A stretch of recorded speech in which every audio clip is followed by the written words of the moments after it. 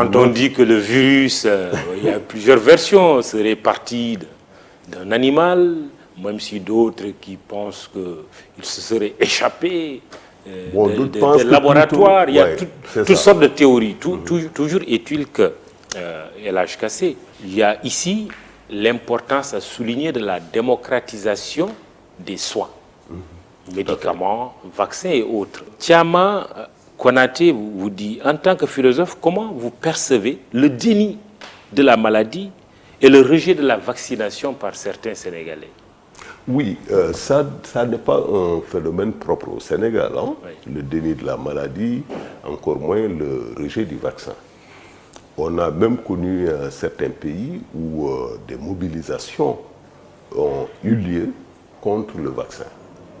D'autres où des complotistes sont allés jusqu'à nier l'évidence de la maladie. Et parfois même des scientifiques. Parfois des scientifiques. J'ai lu récemment un éminent scientifique qui a été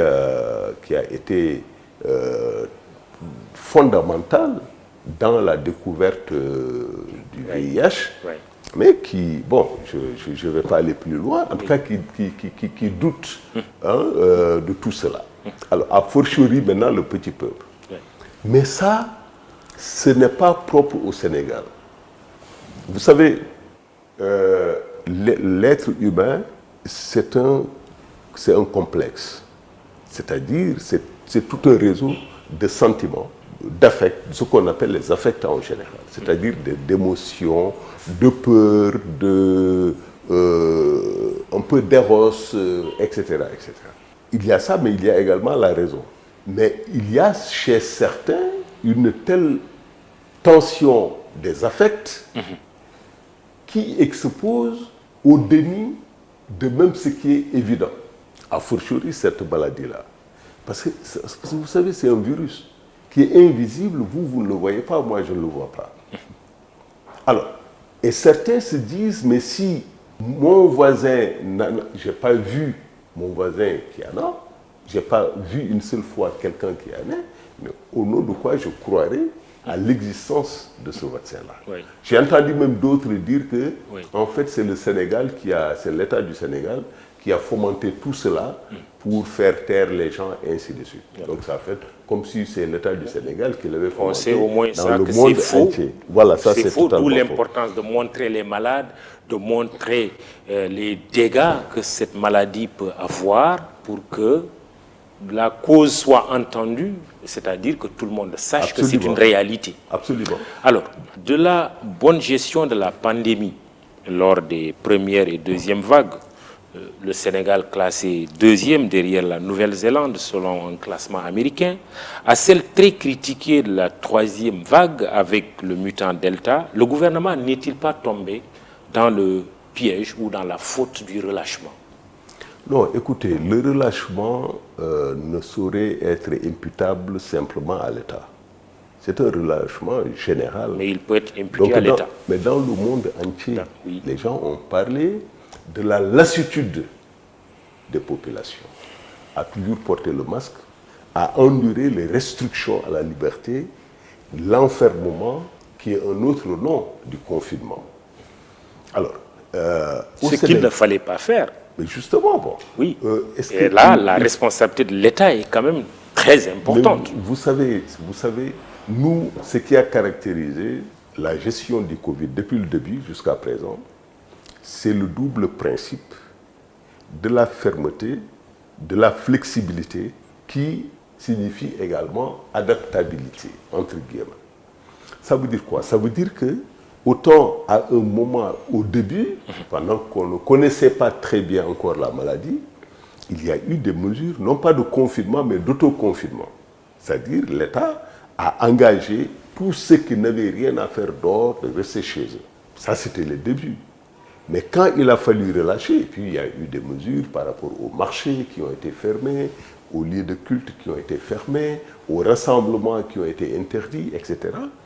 Mais quand la maladie a commencé à baisser, on a ouvert.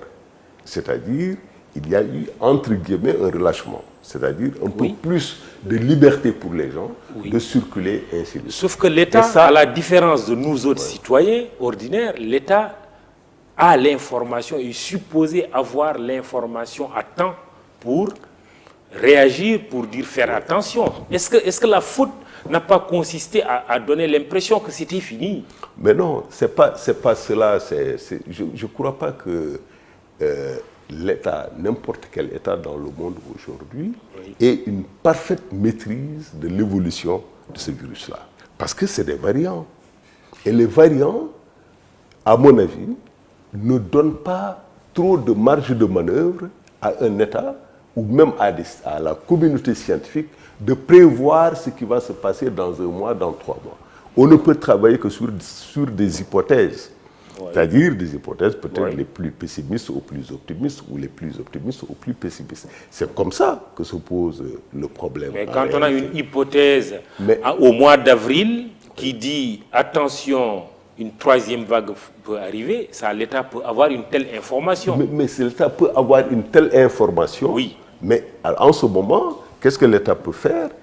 C'est que l'État peut faire, parce qu'il ne peut pas empêcher. Il peut pas. Non, il peut pas. L'État prend des décisions. Ah ben non, oui, mais l'État du Sénégal a jusqu'ici pris des décisions. Quand il s'agissait de restreindre, entre guillemets, les mouvements, la circulation et ainsi de suite, l'État l'a fait. Mais l'État a pris des décisions également dans la sensibilisation, dans l'information, mais également dans la mise en place des outils et des infrastructures nécessaires pour prendre en charge les malades.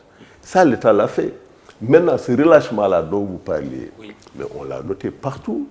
C'est dans tous les pays. C'est-à-dire, lors même de la 2e vague, quand ça a commencé à baisser, c'est comme si, à travers le monde entier, on disait, oui, bon, on en a fini. On en a fini. Et donc, c'est pourquoi des foyers ont surgi d'un peu partout, à travers les pays, y compris le Sénégal. Et si vous avez bien remarqué, le Sénégal, c'est l'un des pays en Afrique les plus ouverts au monde. Les plus ouverts au monde. Parce que quand même, nous sommes peut-être le pays africain le plus avancé dans l'océan Atlantique. Donc nous sommes très ouverts au monde. C'est la capitale, Dakar, qui concentre plus de 80% des cas. C'est une ville extrêmement dynamique, une ville d'échange. Oui, d'où la vigilance. Mais El Hadj Kassé, vous pourriez poursuivre. Je veux juste placer une petite question. Apprendre à vivre avec le virus ou en présence du virus, que le président Macky Sall a souvent mentionné dans ses discours, a peut-être dû être mal interprété par certains citoyens, y compris par les gouvernants. Je fais ici allusion aux tournées économiques récentes. Non, aujourd'hui encore, je pense qu'il faut là-dessus féliciter le président d'avoir très tôt compris qu'on est avec un virus dont on ne sait pas quand est-ce qu'il va quitter le monde. Je ne dis pas le Sénégal, mais le monde. Parce que tant qu'il y a un pays affecté, de quelque continent qu'il soit, tous les autres pays sont potentiellement affectés. C'est ça, parce que c'est le mouvement des échanges, c'est la mondialisation. On ne peut pas empêcher la circulation des biens, des hommes et des biens. Alors, sauf que Oulard Modisso, lui, pense que le gouvernement est responsable de l'augmentation du Covid. Un auditeur qui nous suit, Oulard Modisso. Mais écoutez, moi j'étais dans les tournées économiques, mais aucun chiffre, aucun fait ne vient prouver que ces tournées économiques ont créé l'explosion des cas dans notre pays. Il n'y a pas un seul chiffre. La vérité, c'est quoi? La vérité, c'est que sur l'ensemble du territoire national, le département de Dakar concentre plus de 70% des cas. Ensuite, c'est Thiès, un tout petit peu Diourbel. Donc les régions intérieures, c'est à peine 4 ou 5%. Réunis. Mais donc, de ce point de vue, on ne peut pas dire que les tournées dans le département de Podor, où il n'y a pas d'explosion de cas, les tournées dans le département de Matam, où il n'y a non plus pas d'explosion de cas, on ne peut pas dire que ça a été à la base de quoi que ce soit. Sauf que c'est valable pour moi comme vous, pour d'autres. Oui. Nos déplacements à l'intérieur, parce que vivant à Dakar pour X et Y raisons, si nous n'avons pas l'assurance que nous n'avons pas la maladie, nos déplacements peuvent propager. Non, moi, je ne Propager le Je virus. ne suis pas dans le conditionnel. Oui, non, ça c'est logique. Il n'y a pas de logique. Oui.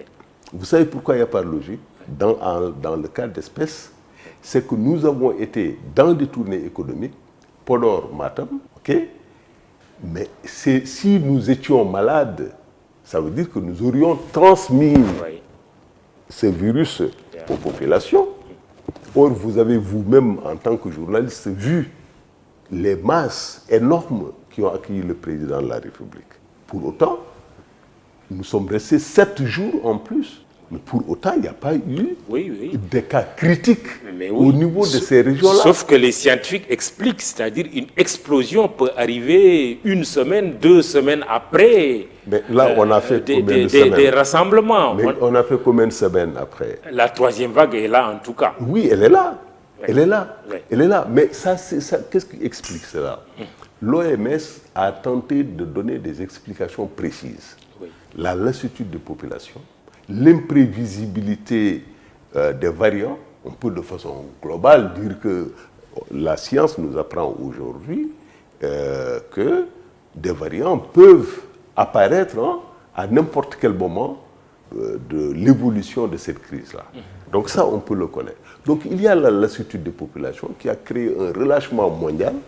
Il y a eu également, dans certains pays, la pression des groupes anti-confinement, des groupes qui se disent que l'interdiction des rassemblements signifie la mise sous le boisseau de liberté.